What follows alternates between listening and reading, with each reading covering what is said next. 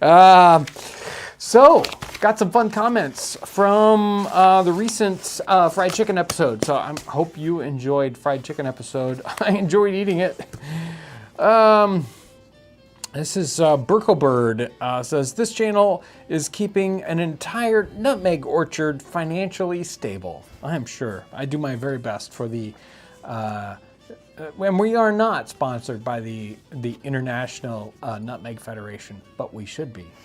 Anyway, Jason with ya, Jay says, don't forget everyone, there's lots of ways to support this channel. The best way is just to send John 20-pound bags of nutmeg. Don't do that. I have a whole giant vault full of nutmeg, so become a member or something like that. Rich Michelle 2844, I've been making this fried chicken and the 1796 steak pie for 7 years. It just never gets old. Such a fantastic channel. Thank you very much. And then we had, remember inside the marinade goes the chibbles. And we were talking about chibbles and all that good stuff. And of course, I didn't spend half a day looking up chibbles, but everybody on the internet was willing to tell me about it, and there's some great information here. Chibbles is a Gallicism, as in Gallic, from Middle English chibole. I'm just saying them differently. Anyway, ultimately from the Latin capula. See, now does the C make the S noise or the C make, anyway, which simply meant onion. And this person says in the Spanish is cebola, and then apparently in Portuguese it's cebolinha, something like that. And then French, I can't pronounce any of these things. I use the Indiana pronunciation, which is terrible. Just flatten everything out. Anyway, chibolette, chibet, and chibbles all sound similar. And then the capula, a simple diminutive of kepa, which is onion. So, wow. There is so much to learn about the etymology of a fun word like that. This one about fried chicken, and this was says, that's how my Filipina mom always marinated chickens, minus the onions. It's really good. I'll tell her to try to add nutmeg next time. Of course. Now I'm hungry. This person says, shout out to all my Filipino homies who recognize the marinade. And then lots of people saying that it's a very common thing having to do with the Spanish influence. And this last one here, I'll try to read. The contemporary image of British food is heavily influenced by the cultural impacts of the Great Depression and World Wars, both in terms of what foreigners saw of British food and what generations of British people grew up eating and learning to cook. Their pre-war culinary tradition was more or less uprooted by 30 or 40 years of intermittent rationing and austerity, forcing people to simplify their diets down to the most basic and samey things possible. I think it's simple things possible, I don't know, to stretch their funds and ration stamps, since as an island nation they couldn't import food reliably during the time of submarine warfare and global trade disruptions. So, and then this person, Strongback, I find it interesting how many of the meat dishes of the time do not specify the age or breed of the animal, despite having this having a tremendous effect upon the taste of the dish, and to such an extent, and usually being brought directly from the butcher in most cases. Only times I have seen it mentioned was in terms of acquiring provisions for the Navy, and even then it was a recommendation against Irish beef. Now, there are most of the cookbooks in the time periods, of course, are giving people, they're expecting the cooks to have a certain quantity of experience anyway to know how to judge a cut of beef. And there are also circumstances where the cookbook author does give advice, but it's not within the recipe. It's usually a separate section of the recipe book, usually at the very beginning, that gives you advice about going shopping, going marketing, and don't buy fish if the gills are aren't red, and if it smells. Yeah, it's good, always good advice. And it also will tell you how to judge different cuts of beef. So you might not find it in a particular recipe, but it is in the recipe books. Okay, so was there anything I needed to cover before we jump into fashion? No, I think we're ready to go. Fashion. Mm-hmm. So fashion is fascinating today as it is in the 17th, 18th, 19th century. And it is one of those topics that you dig into. And the fun thing about fashion is sometimes you don't understand.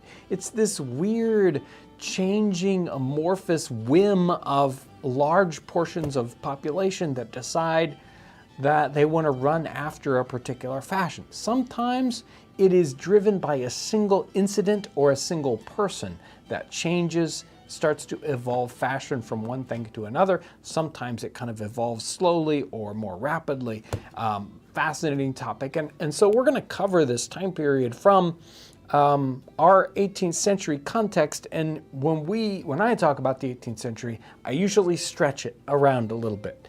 It's not just 1701 to 1800. It is, as far as I'm concerned, 1680 all the way up into about 1830 or 40, because we're looking at this sort of pre-industrial or not quite heavy industrial civilization, and backwards to this kind of edge of modern era, 1680 or so.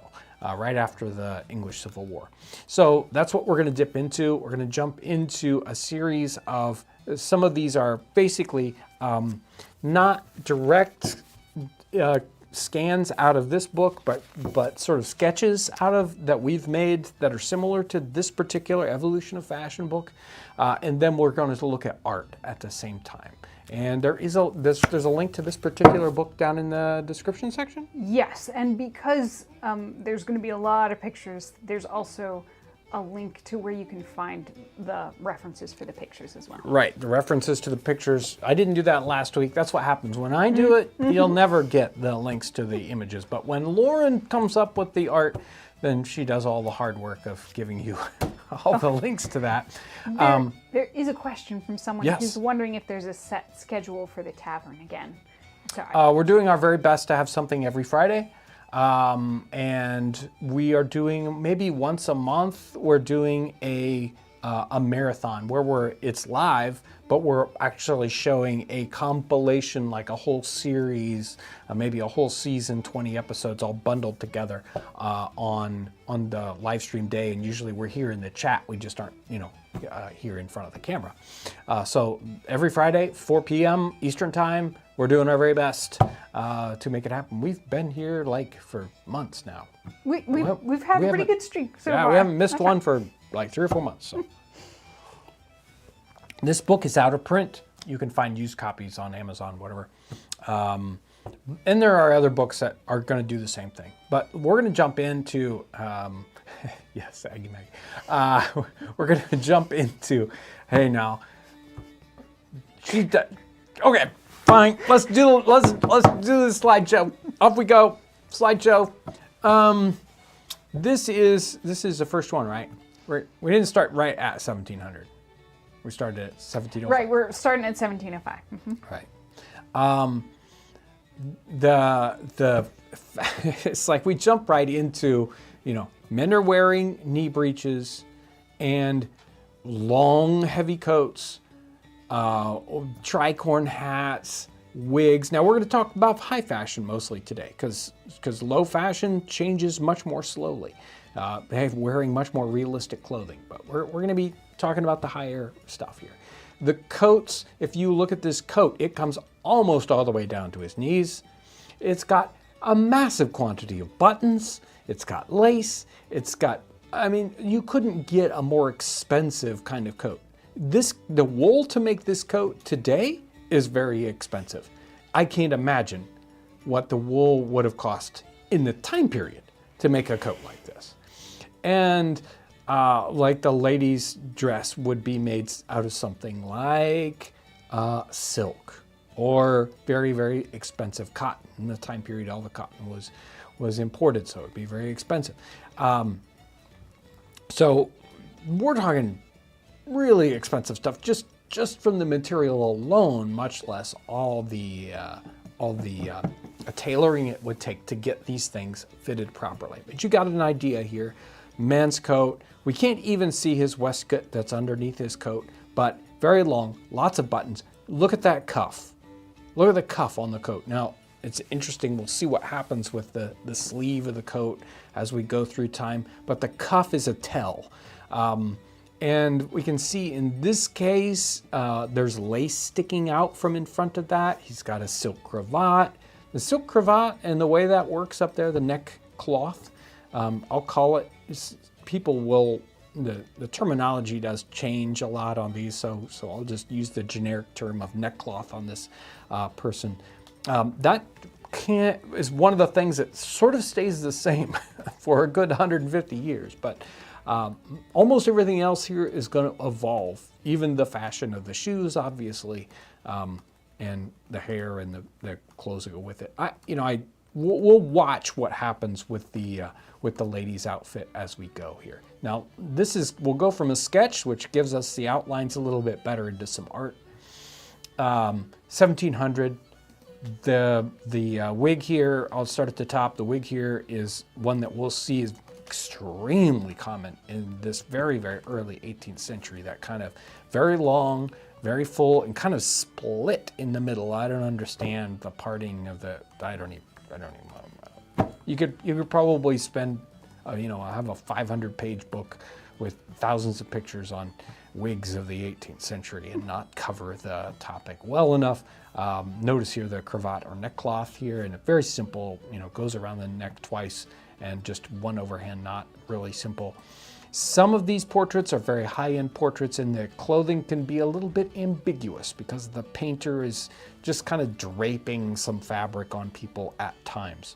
So this outer piece is almost just a draped piece of fabric, but we can see the coat on underneath here.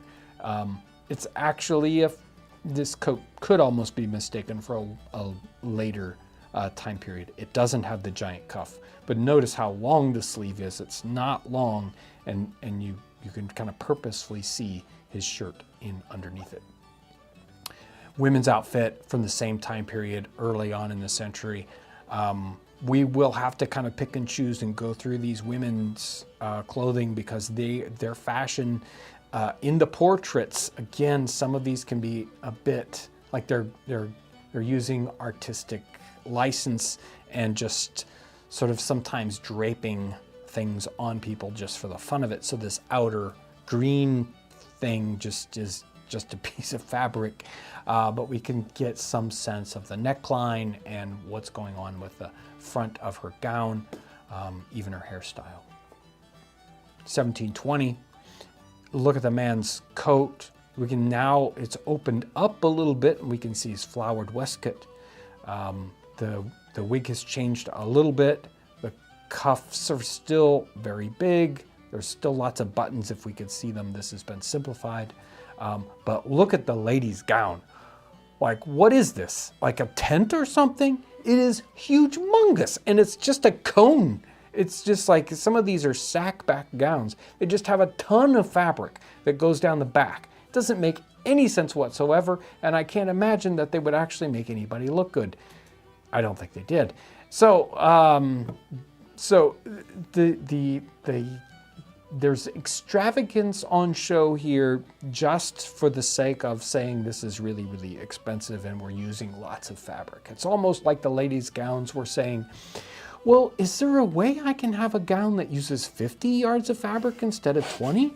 Well, I can just sort of gather it up in the back and let it kind of lay there. That's what's going on here. I'm really hoping that the fabrics they're choosing are extremely lightweight because this... No, I don't think so. I feel like your shoulders would be feeling the weight at the end of the day. Yeah, can you imagine? Yeah. Here we start to see and what kind of pops right out on this one is all the small buttons. Now the buttons themselves are a fashion statement and they change over time. The buttons early on, especially in the 17th century, were small buttons, sometimes almost like little bullet buttons, little balls with a shank on the back of them that slowly changes. And at one point in the 18th century, the buttons get huge and flat and round like dinner plates, like 3 or 4 inches across, you would have buttons. But here in the early part of the century, the buttons are many and small. And we can see the color coordination here, the dark brown, and then the kind of rusty waistcoat that's on underneath, and the neck cloth, very very simple piece there. And notice that cuff again, and the arm of the coat itself. In fact, is this 3 coats? Is he wearing an outer coat? It almost seems like yes, I think there's the the orange one, then the lighter brown one, and I think there's also the dark brown outer. He must have been cold that day. Right. But you can see the outer cuff, or outer sleeve at least, is much wider, probably just as a wider coat. You got to have a wider sleeve on the outside. A big cuff, but we can almost on purpose see what's going on with the shirt that sticks out. That cuff stops way back at the wrist bone. Now here's a whole group. This doesn't have a date on it. This is 1725-ish, isn't it? This is the Chancery Court. I think so. I think that is what that around. This is actually we can't see the whole upper part because it doesn't show the outfits as well. But this is a court scene. So we have some people in court dress. That's why they're wearing the black robes. But other people are here too. There's a cape on the man on the right-hand side. We can still see the very, very full coats, and you can see all those pleats in the back. And everybody's wearing almost the same coat. It looks like almost identical, right? Some color shifting though. We've got, is that gray? Is it lavender? I don't know. There's a darker gray. There's a light green. There's a medium brown and a lighter brown. But we get a chance to see sort of all the different sort of angles on this coat. We can even see the back of the blue coat on the one side. All very, very similar, and you can see how the lines, kind of the skirt of the coat comes out on all of these, and that's going to change as we go through time. And you yell, Lauren, when I get to the kind of a breaking point where you expected it to break. Good point. I think it's 1750, I think, is where we're thinking of. And I start to actually put dates on these pictures a little later on. Okay. I realized good. Maybe that'll be helpful. Whoops, date'll be good. So we get a kind of a family scene here, probably 1730s. You can see the man's coat on the very left-hand side there, and we still see that cuff. In fact, all these cuffs purposely pulled back. We want to see the lace on the ends of the shirts and whatnot. It's still very long, still very full, still lots and lots of buttons, and a big cuffs. We can kind of see here. Now, since this isn't a portrait, but more of a family scene, the women's outfits here are a bit more realistic, without the strange, what's this kind of flowing just piece of fabric? And we have the gowns. These are obviously, they're wearing stays, so we would use the word corset today, but stays in the 18th century, that kind of give you a very straight, from the waist up to the bust line, and very compressing. There was this concept of this kind of shaping the waist up as a cone, inverted cone, that they were looking for this sort of, this is what everybody should be shaped like, so we'll force them into that shape. Notice the lady's gown and what's happening at the elbow and what's happening with the sleeve there. We don't want to show our elbows, but we want to get close, right? It's just one of those things. And the little kind of doily, boop, hat on the top of the head. And of course, Ivy said, "Well, look, there's a kitten." Anyway, I'll go on. Oh, look, there's a dog. Yes, oh, there's a dog. The other thing, and I didn't study each and every one of these slides real hard right before it, but one of the things also we need to watch for, and is always interesting, is what's happening when we see a family group and the clothing of the children and the clothing of the adults, and the older the adult, and it still happens today. People tend to stick with the fashion that they grew up with, just like they stick with the music they grew up with, right? And so the fashions kind of come in on young people, and older fashions are always on older people. And so, if you want to see what a, typical person is, would be wearing when they were young, and you see, you can kind of, go back and look. So this painting, if we looked at the girl's gown on the one side, we'll see that this is a more fashionable gown for adults 10, 15 years later. And some of the same things are going to be happening with the other fashions. And the gentleman's coat is one of those typical earlier coat. And then we look at the coats on the boys, and these are already moving ahead in time. 1737, a bit more of a fashion plate. Man, that's a giant cuff. It's like you could make a whole garment out of that cuff today. And look at the line as it goes down the front of the coat. So we can see it's almost a straight line. And check it out, there are buttons all the way down to the bottom. And in some paintings, these are fashion plates, meant for fashion, so we're not going to see them. But in some situations, you will see that they button them all the way down at times. And you will see the coat all buttoned up. Looks very, very odd. But later on, as we look at these coats, the backs will start to break away and separate and go backwards. And there's no way you can button the coat all the way down. In fact, sometimes you can't button the coat at all as we go later on through time. But here, you could still button that coat all the way. This sketch shows the same thing with the gentleman's coat. And the way those buttons go all the way down the front, and his waistcoat underneath, the vest, does exactly the same thing. Buttons can go all the way down to the bottom. You can see in this is that sort of regular coat on him, and so the sleeve up at the top isn't huge, but it still has the giant cuff. He's got his coat, he's got his wig that's obviously not the same. It's finally getting realistic. And the lady's garment here is classically 1740s, 1750s. And what's going on with the hat here? Gown with the hip hoops, and some of those, they don't go around like a complete bell shape. But some of them just go out sideways on the hips, so that the person is really wide but not very deep. So I don't know. Don't ask me how anybody would ever sit down. Maybe they're not supposed to sit down. 1743, and this gentleman's coat is certainly getting, and it's got many fewer buttons, they're farther apart, and the vest he's got underneath it, or waistcoat, is much shorter. I don't even know what's going on with is it like fringed in fur or something? I was a little puzzled about that trim. Yeah. It's a little hard to tell quite what it is, but it's fancy. And look at the great crazy wig is gone. That's why I picked this particular picture, is because it mirrored the wig that was in that sketch. Right. Because exactly. Here it is in this painting. Yeah, see, we can see that wig there, or hair. He's got a little fluffy, I don't know what's going on. You think that was added?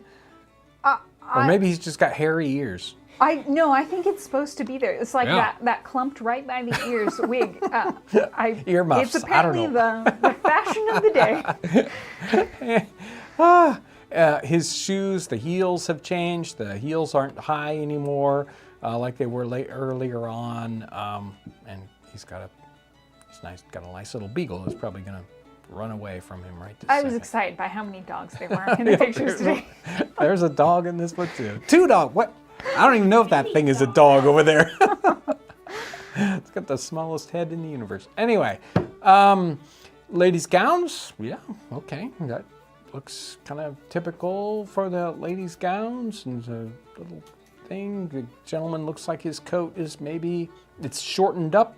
Or at least it feels like it's shortened up a little bit. Maybe it's just because his legs are so skinny. The footman, the butler, I don't know what we want to call him there, the person who's serving in the back, his livery coat on, kind of a little bit more uniform-like. With crazy cuffs again. Yeah. It's got lots of crazy cuff things going on there. Here we go, bit more portraiture. I like, careful, their heads just slightly too big and they're gonna drop off. But definitely moving forward. This coat's got a collar on it, and it's got yellow piping and fun stuff. Again, that coat is starting to break away. We can kind of see how as we go down and down, maybe at the waist level, it's already starting to split apart and go back. So that's what's happening with higher fashion at this point. More and more the breeches are starting to be seen and what's going on with the waistcoat underneath. It's like if I've got a fancy, floral waistcoat, I want to be able to see that. I want us to be able to see all the layers. So you got to start to have the top layer pulled back as we go further on. And we won't notice it probably in any of these sketches, but there's a change that happens with the breeches right in here between 1750 and 1770, where they go from a fly front, which is kind of unsightly, to the fall front, which gives you a nice flat front and looks better because the breeches are starting to be seen. So as we start to see these undergarments, they have to get fancier and more fashionable by themselves. Whew. Okay, are you ready to take a break for a little bit? Yeah. Okay, let's do that. Whew. I feel like I'm gonna run out of air here, guys. Wow. Okay, so you mind if I get to some questions? Just go for Okay, it. so at the very beginning, there was a member chat from Heather T. Get your wigs on, Taverners. Cheers. Theodini Magic sent in a question. Can you please do a video on 18th century insults? Apparently they're having trouble finding the right insults from the 18th century. Insults. Well, a lot of them are kind of rude, so It's true. I don't know how many we might could have to be use. careful with Right? some of those. Jessica Gasparini was wondering whether high foreheads were a fashion statement back then, and this was early on, so in the early Maybe part. to say you had a big brain or something. I think it just has to do with, I think it's just connected with the hair It's itself. probably a leftover. I think in the Elizabethan era they even plucked the the top part of the hairline. I'll So go they a did- ways for fashion, but not that far. They did certainly want that. Pigu Gouda was wondering whether they typically had the layers unbuttoned. Like, was the coat and the waistcoat typically, or, was that just a fashion thing that we were seeing in the pictures? I think it's pretty typical, and like later on, the coats, as I was saying, how the coats kind of pull back. There's sometimes the coats only just meet, and you can't really see that. And even the military double-breasted coats, you have to hold together with hooks and eyes because they're really not meant to be buttoned over very often or be seen like that. So they're meant to be. Some of those layers are meant to be seen. Grey Wolf was wondering, were the waistcoats traditionally sleeveless? There are sleeved waistcoats or sleeve vests and without sleeves. So I don't know the preponderance. I would say that the sleeved ones are more expensive, and so you're going to see in normal everyday life fewer of them unless somebody's wearing it as their outer layer. That's a hard question to answer, so I don't know how to say that.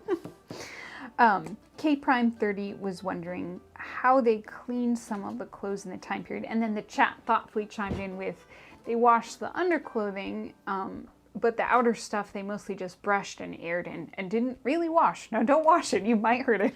Yeah, they did. I mean, it's kind of like the essence of dry cleaning. They would have ways to do that, like chalk balls and different sorts of ways that would dusts, and chalk in this case, where you put it on to try to absorb things like a grease spot or something, to absorb those oils out, and then you brush it off and get that to go away again. But yeah, cleaning them, no. Washing clothing wears it out. So you really are, there's a reason why you've got shirts and drawers and those things get washed, and everything else kind of almost never gets washed. John Nichols was wondering, were there pockets in those large cuffs? Well, a lot of times you could just stuff things into your cuffs, just like, whoop, it is like a pocket itself.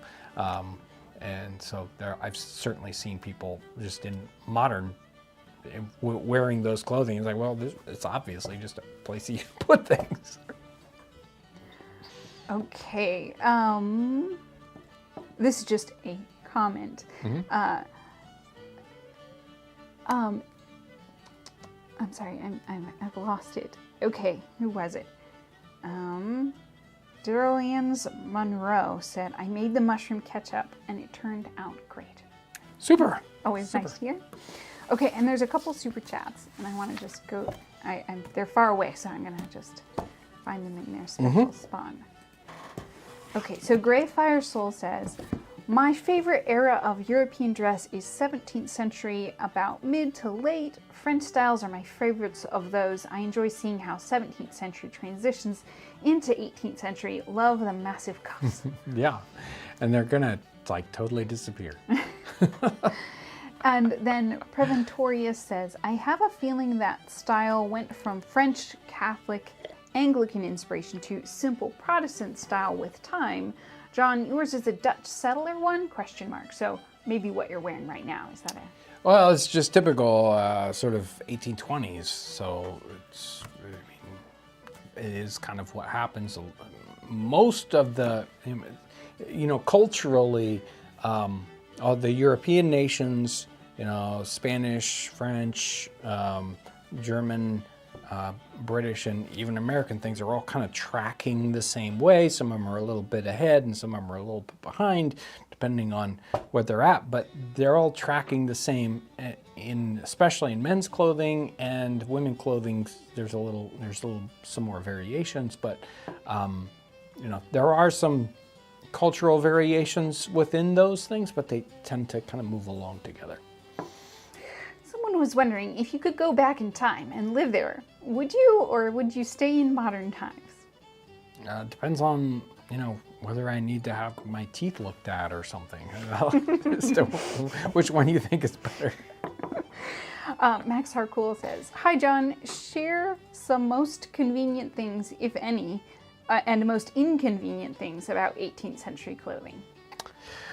Obviously, with all these layers, it's hot, and that can be convenient or inconvenient depending on the situation. And Europe at the time was a lot cooler, and they needed all those layers.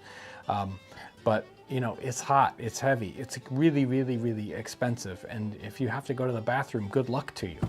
It's just like. It's like, I think I'm gonna have to go to the bathroom in a half hour, so I'm gonna start now so I can be ready. Well, there's inconvenient things with women's clothing. Yeah. It's Like true. your skirt's dragging in the mud and getting all dusty. Mm-hmm. Yeah. And hats. They're terrible. I still haven't gotten used to the hats, You can't hear when you're wearing bonnets. right? It feels unusual, and we haven't gotten We're used just not to used to yet. it. Yeah. And they would probably say, I can't believe you can handle not having a hat on It's all the true, time. right? So every week I try to get to a brand new Patreon, Townsends Plus, and YouTube members. Brand new people on Patreon. Christopher Janner and Daniel Kern. New people on Townsends Plus. Nathan W., Monica T., and Troy E. And of course, new and renewing members on YouTube. Richard Sims, Silver Stripe, Hickaholic Mama, Kathy German, spelled with a J. That's interesting. Eugene Young, M. Townsack, Mel from AZ, Jenny Pooh, Debbie B, and Dynamo. Very dynamic set of folks, and they're people that help make this live stream happen. So thank you guys. There is a super chat from Speed and Style Tony. Was color of the coat waistcoat indicative of anything other than military use? Well, I mean, there's certainly fashionable things, and some colors are going to be just plain more difficult to produce and more expensive, or just, you can imagine particular colors being just like, I've never seen that before. They had, all the colors of the rainbow, and, anything that was possible. It's amazing to see what they were capable of producing. But some things would be very standout at particular times. So it was making me think of Albion Seed, where they kind of talked about how the different colors were. Yes, that's extremely interesting. There is the section in Albion Seed that talks about clothing and the particular cultures being very, very particularly oriented to colors, and things like the Quakers, because of their plainness, were only wearing things like gray. Whereas in New England, the colors were the classic drab colors, what's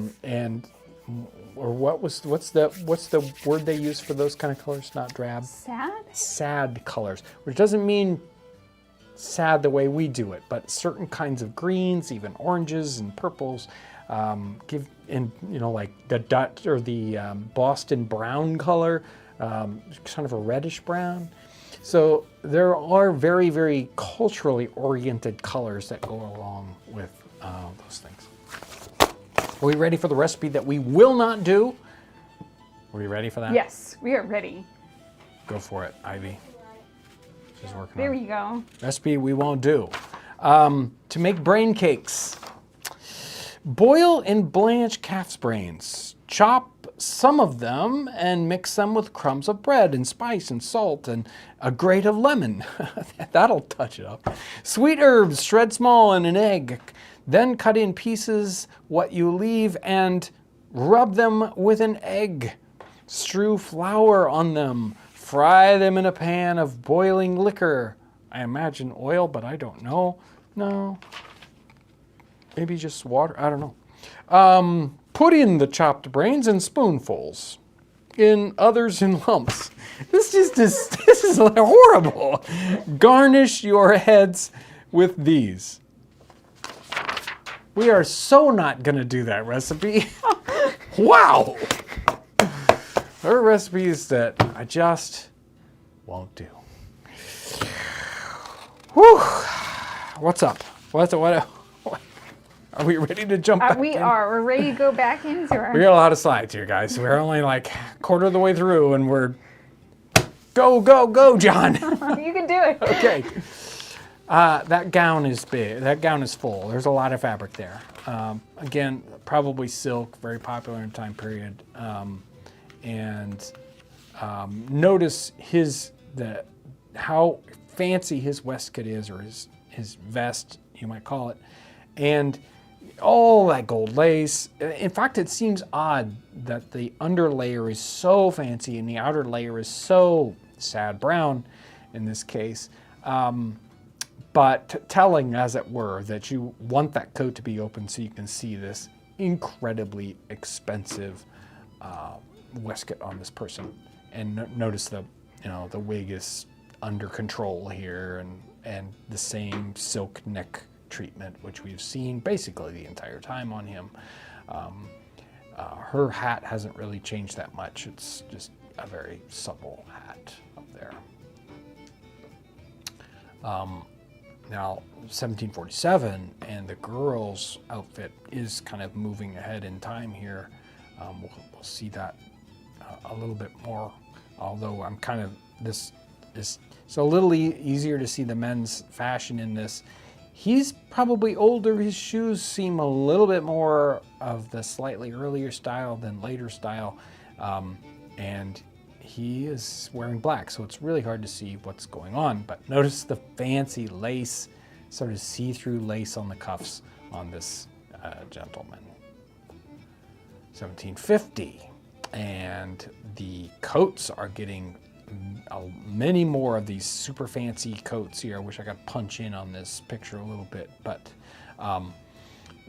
very high end here. I don't have the name of the people in this, but I imagine they're like he's a duke or something, right? Because they're all wearing very expensive clothing. And the gowns are still way full. I mean, you need to get through a doorway. Hold on a minute. Let me pull in all this stuff. You can't even get through. And imagine buying all that expensive stuff for kids that are going to Oh, outgrow yeah. it. Right? Yeah, unbelievable. Couple months. Yeah, 3 months later, hey, I need a new, $1 million dress. We can see the gown starting to come under control here. And a bit of a sack back thing going on with this outer layer. Notice how it kind of goes straight from the back of her neck straight down there. See the cuffs on this. The sleeve, the sleeve is fairly tight when it gets to the elbow. And then, what the heck is going on? There's all kinds of fabric here. And then the big bow on the front of it and everything. And that hat, boy. That hat's going to stay around for a while. We're going to see that hat show up over and over again if we were looking at lots and lots of art. You could even see she was pulling on gloves here. Here's where that dress kind of goes out sideways, wide, the gown here. Again, she's probably like 6 feet across, at the floor. Of course, she's seated, so I mean, I guess it's easier to sit down in those than the ones that are full round. He's got a bit of an interesting mix match here with the black breeches, white stockings. I'll bet Lauren likes that color of kind of peacock blue on the coat. Yeah. And then he's got this sort of satin gold waistcoat on, and again see the cuff or the sleeve where we can see the sleeve of his shirt coming out with his fancy shirt, which has the ruffles of probably some very fine lace on the outside. A little bit younger couple here, so a little bit different fashion. She's still got that hat though. Yeah, she's still got the hat. He's got yellow piping that kind of gives us some outline ideas.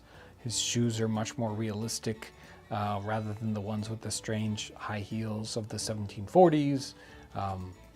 Her outfit, kind of notice how the gown and the petticoat, and we've seen this in the earlier ones, it splits so that we can see that different color petticoat underneath. The gown kind of flows around the outside of it. And if we could see closely at her elbows, it's a little bit hard to see. This one's probably blown up a little bit. I didn't. But I really wanted it because I like the front of the dress. Yeah, it gives us some. With all the bows and everything. Yeah. Well, it's so clear. I didn't see very many other that kind of showed that specifically. Right. And you can kind of see the difference in the generations here. The girls' dresses with that very smooth, inversed cone thing going on here, and laced in the back, which we can't see, versus the mother probably here and her outfit with it being a completely different part. And her cuffs, so we can see the same lots and lots of lace and whatnot showing off. The man's coat is getting simpler, it's getting smaller, even though this is a very rich man. The fashion's definitely getting a little more, simplistic here. And we're, as we move through the century, that coat is going to change lots and lots here as we start to move forward a little bit more. there's no date on this one, Lauren. I'm sorry. Some of them did miss it. You could look in the book. How that would be work. Yeah, we can see now the ladies' shoe down here still has the high heel and, real typical from the mid 1750s or so. But her gown is certainly changing a little bit. But we can see a lot of what we've seen in the past few stages here. He's still got cuffs on that, but you can see the coat's definitely breaking back more. Even the waistcoat underneath, instead of being straight, is starting to break back a little bit, so we can see what else he has on underneath. But I think her necklace is interesting.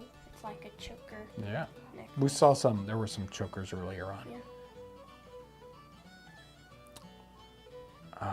There we go.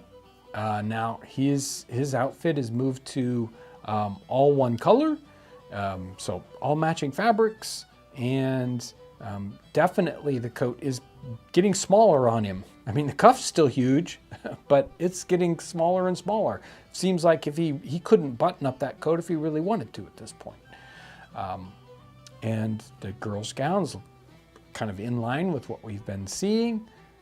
And the women's outfit, it's still just, made out of silk here, and the artist is kind of showing off with the shininess. They love that silk and saying, look at what I can. I couldn't paint that to save my life, so pretty neat here. A little bit more on how do we make these men's outfits start to look military, even if they aren't in the military. And so we're getting lace, gold lace, silver lace, piping on the jackets. And it starts to become somewhat of a fashion to start to look more military-like in your outfit. They have on, many of them have on a black neckcloth now instead of a white neckcloth, and they look like a rather dissipated crew there. I don't know, kind of grumpy looking. The gentleman's coat is still moving, forward. His waistcoat is still pretty long, but and he's still got the giant cuff on there. And she has a huge cuff. Yeah. It's giant.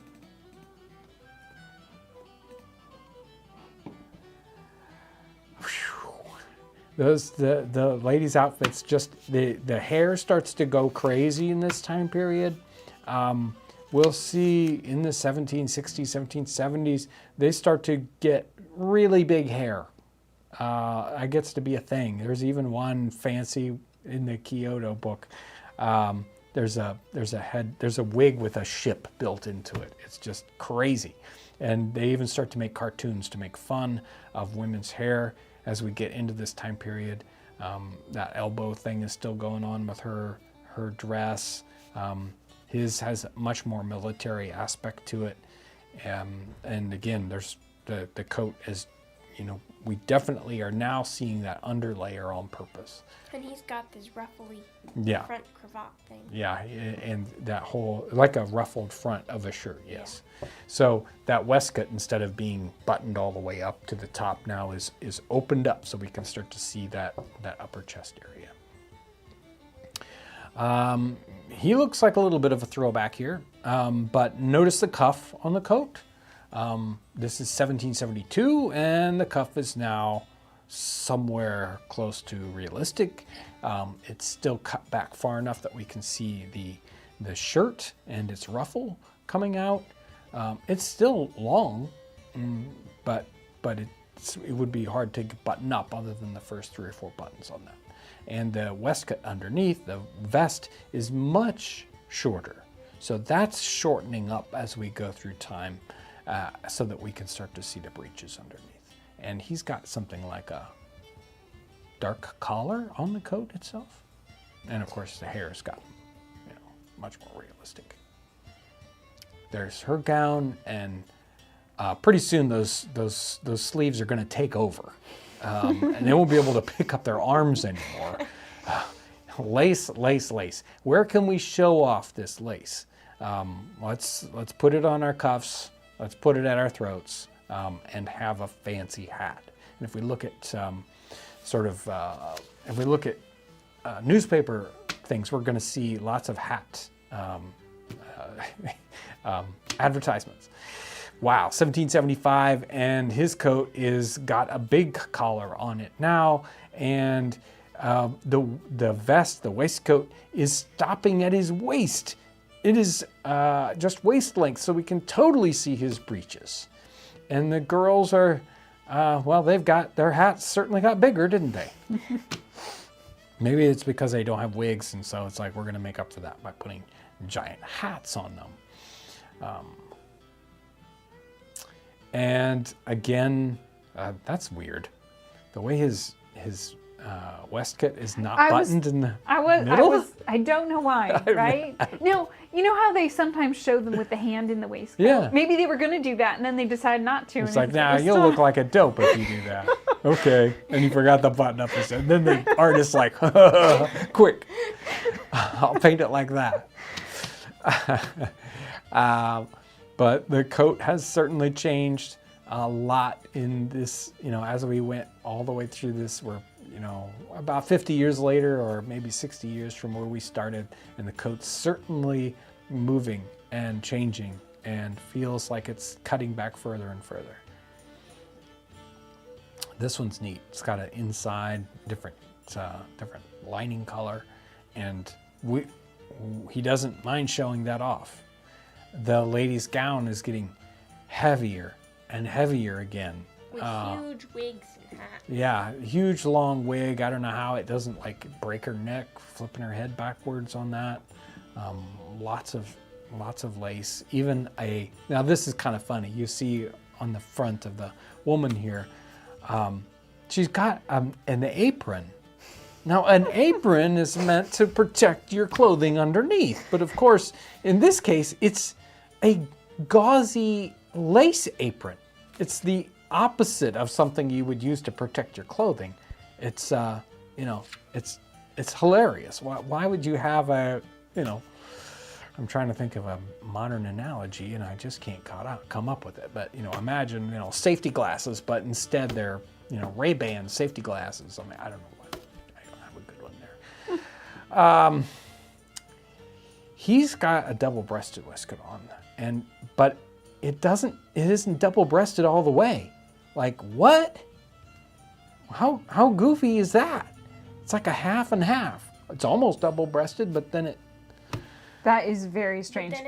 There is an example of a picture coming up where we get to see another double-breasted waistcoat. Right.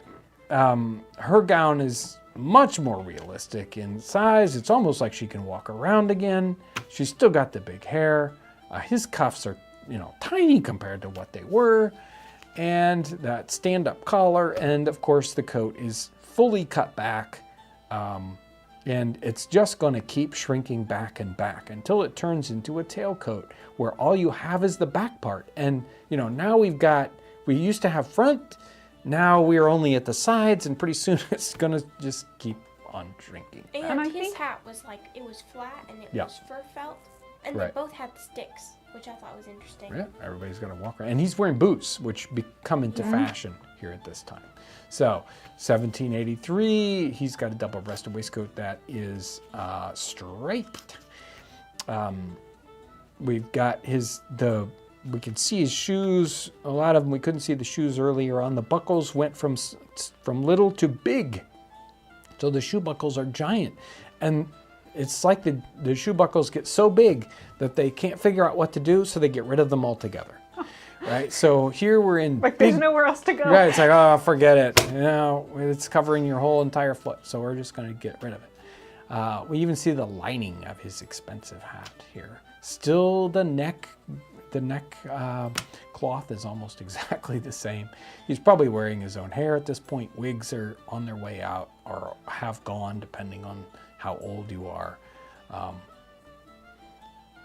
There we go. Definitely into the 1780s. Well ahead here. Again, big oval shoe buckles.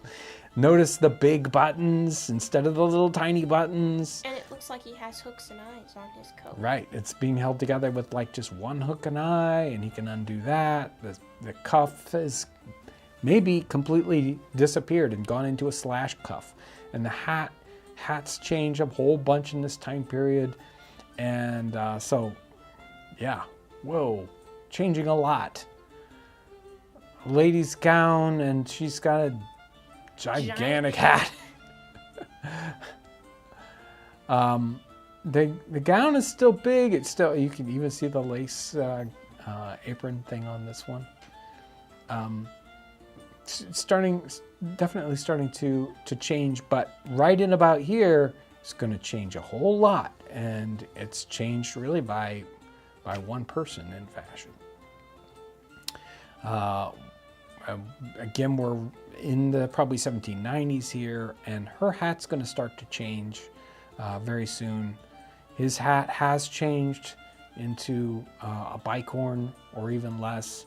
We've got that collar, got the big buttons, we got the small cuffs, we got the cutback coat, we still have the large shoe buckles.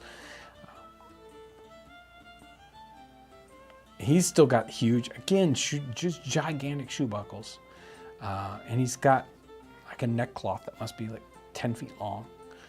Her outfit's a little harder to interpret,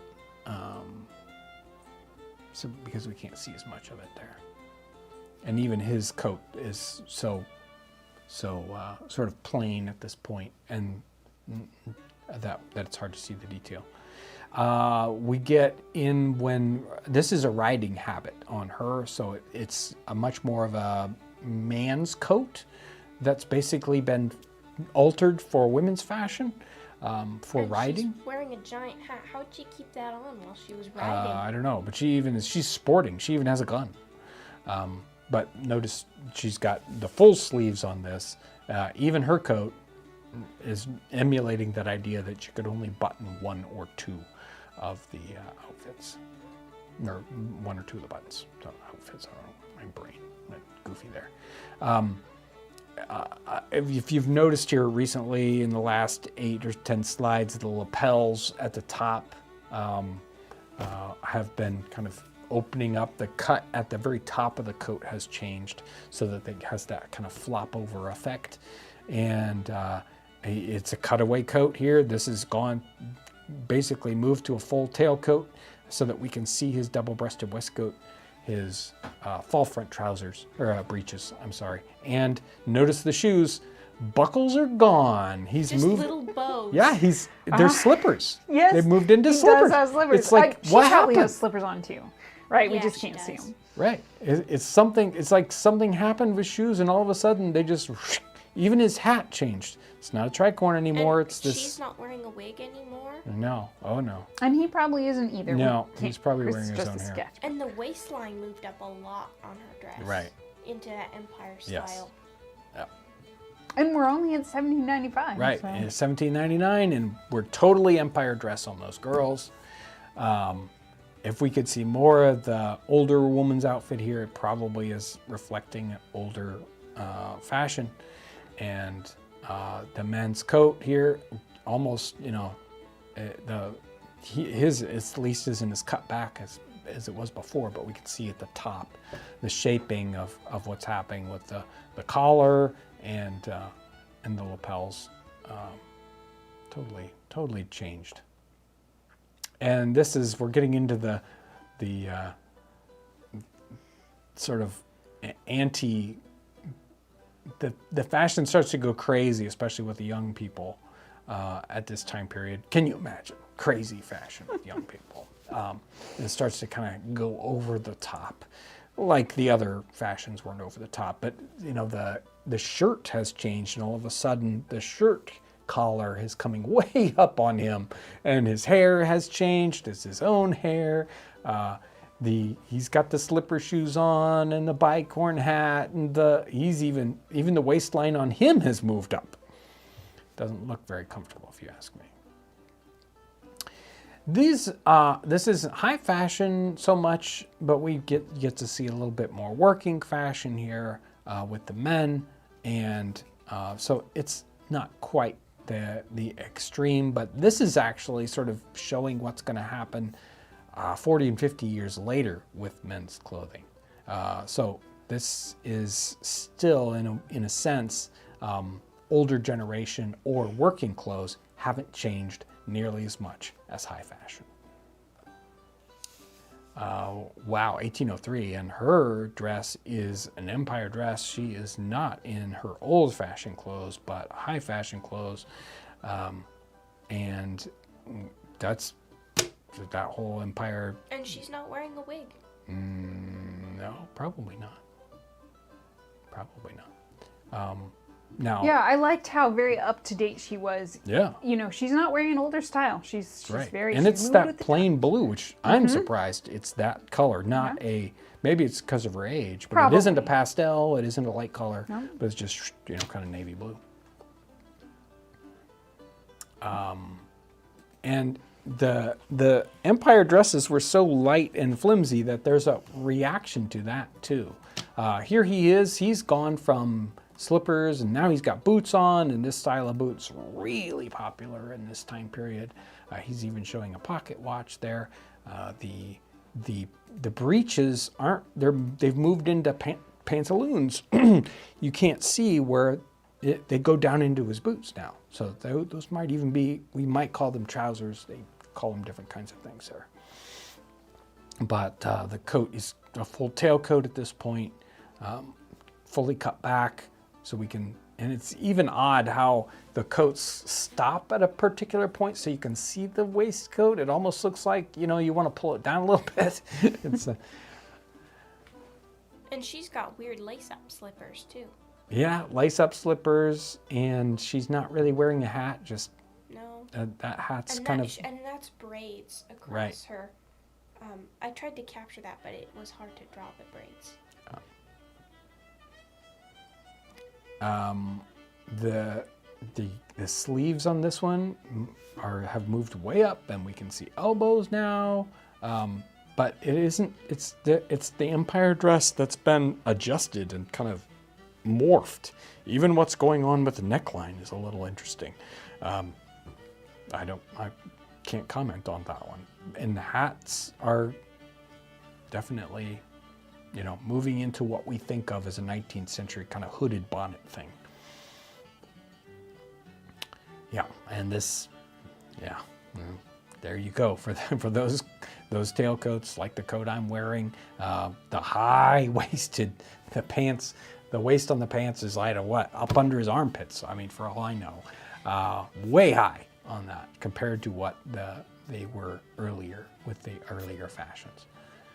And again, the cuffs have disappeared. The sleeves are skinny, and you can see what's happening here with the lapels at the top, and obviously his own hair. Wigs are, basically out except for law courts and very, very high fashion situations. Oh, 1815, we can see his pants now, obviously, in this sketch. He's got slippers again with bows. They're both wearing bows and slippers. And the hat's completely changed. Even her hat is kind of emulating. How do we get this? Yeah, it's almost like a top hat with a bonnet added. With a really high neck compared to the low necklines of the Right. Empire 10 dresses. years and 15 years before, those empire dresses had these super low scooped fronts, and now, nope, that's all. Let's move up to, cover all that up. There's 1821, and it's kind of funny. We see the art with old fashions at the top, paintings, and then all these people in new fashions at the bottom. Top hats. Even the women are wearing top hats. Yeah. The gowns have completely changed, and everything's, kind of gotten skinny down classical. Many of the men are wearing boots, and I guess that one older gentleman on the one side with the blushed cheeks is wearing knee breeches still. And he's not wearing a top hat either. Right. Mm-hmm. So he's a standout. He's an old fogey wearing 30-year-old clothing. There we go, 1825, and the pants, you can see his pants have completely changed. The coat's almost hearkening back to a heavier coat now, and look, the cuffs are back again. What's going on? Like it's fuller in the skirt, you know. Right. It's Right, it's weird. It's got these weird herky-jerky things going on with fashion. It's just like, what? They can't decide. Do I go forward and backwards? I'm going to take a little bit out of each. And 1830, and you know, the tailcoat and the lines have all gotten kind of curvy, but very, very full, and with a giant greatcoat. right, giant greatcoat, and her outfit is so changed from what it was 20 years ago with the Empire dresses. It's just completely altered. And her hat is crazy. Yeah, well, I don't know what to tell you about the hat. And there we go. We're going to end up here with 1835, and we are really moving right up into almost what we would recognize as Civil War clothing. That will be a good 30 years later. Look at the little kid. He's got like a. Well, I loved that. This was is so the cute. time Little that Rob Roy and all that stuff has really happened here in the early 19th century, and there's a real kind of kick on Scottish stuff, and so there you go. I like a liked it. sailor outfit. Yeah, but exactly. Instead of Exactly. a lovely He's got a Scotch. costume on. Yeah, yeah. He's loving it though. And let's back up just for a second. You can see like, whoa, you go between those, and that's a giant difference. So, we look at some of those things that we think, there's no, fashion, they're wearing old-fashioned clothes, and they change a massive quantity within this time period. We think our fashion changes fast, and I think it's changing in some ways just as fast in that time period as it does today. Just crazy, crazy, crazy. And considering how expensive their pieces of clothing were versus ours, Right. it was much more Exactly. had a much more effect. If you got something to jump in with, do you have Yes, anything to I do have a couple questions. So, Grand Imperium of Vatica was wondering, whether the civilian coats had different colored lapels and cuffs. Like we see those on the military coats with the different colors to help differentiate things, but do we see it much in civilian? And we saw the one that you mentioned, and I think I saw another one in a one I didn't include in the slideshow, but in general, I did not see very many. No, I don't think you see as much, and certainly not the obviousness of the military turnbacks with the inner lining that are done on, very, very specifically on purpose. And I don't see that much. Even those turned back lapels on civilian coats, you don't see that much. Somebody was wondering about sleeping in caps and whether they only did that in the wintertime or whether, what was that for? Why did they do that? A lot of times I don't know if they had some kind of thing like, oh no, I have to have something on my head all the time. So when you're not wearing your wig, you're wearing a nightcap. I don't know what to tell you. They're crazy. John F. Kennedy was wondering if the buckles that we were seeing, were they decorative or were they functional? They're both very decorative, functional buckles. Those buckles were holding on their shoes, and so they're not just glued on there. They're holding the shoe closed, like we would hold it closed with ties today, and they could be extremely decorative with jewels in them, and all kinds of craziness. Kathy Lee Dean was wondering, when did that Empire waist really start to come in, and was it coming in from France? Yeah, it was coming in from France because of that famous French person that was sort of they were emulating sort of milkmaid fashion, right? And they and that made everybody change what they were doing, and it was a complete just 180 from what was happening. It's like we're going to go from these heavy gowns to this just diaphanous little stuff here. So this is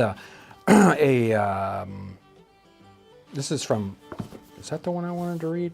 No, this is the one I wanted to read. Newspaper advertisement, Philadelphia, and 1783. lately arrived from France, Mr. Lefevre has opened his store at the corner of Chestnut Street and Front Street, where he has for sale all sorts of jewelry and modes of the highest taste and newest fashion. Vis-a-vis caps, half caps, toques a la Washington hats, hats trimmed with gauze, plumes, and court sleeves, trimmings for robes, black and white silk mantlets, ribbons, girdles of all colors, fringed and plain, flowers, plumes, fans, double lavender water, and on the flowers, essences and quaint essences. Don't ask me, I didn't write the ad. Paris hair powder, Provence pomatum, also superfine cloth frocks of various colors with silk and gold embroidery, excellent fine buttons a la Washington, ditto embroidery upon cloth, with the Liberty Tree and several other kinds, gold and silver lace, silk waistcoats with gold, silver, and silk embroidery, as also for half mourning, half lace. Excellent fine tablecloths, buckles, buttons, So, and this is, again, 1783. This is right after the Revolution, so they have patriotic hats and patriotic clothing.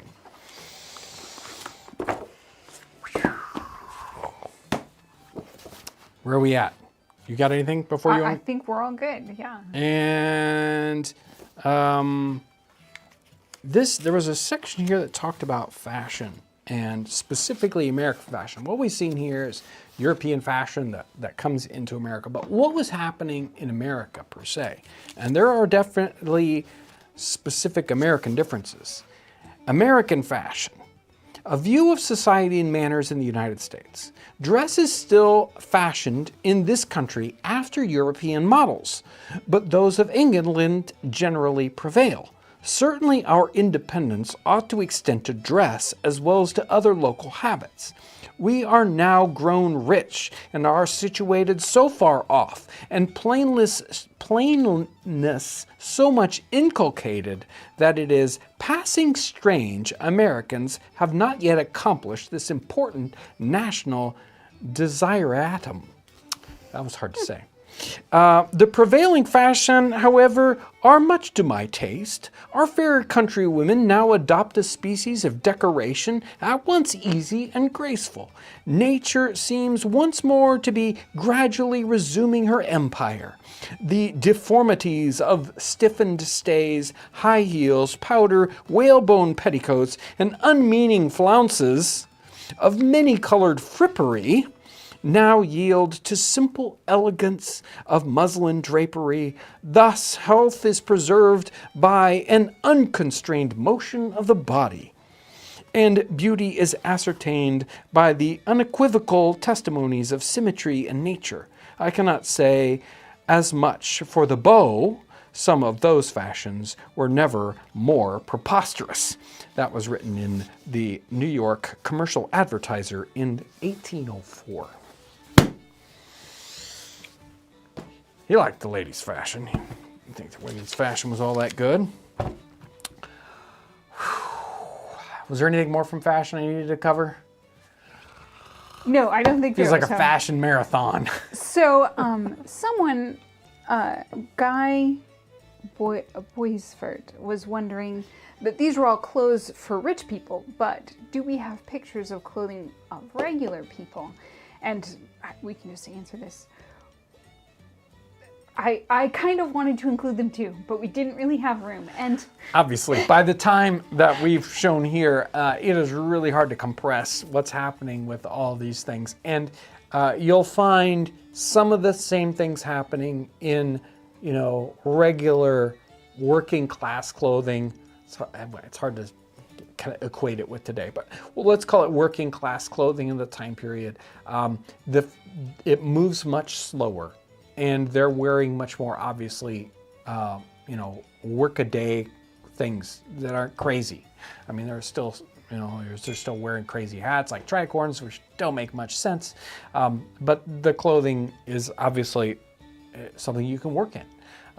So yes, we can do workaday clothing, but it doesn't show off the extremes, which help us see what the evolution is as easily.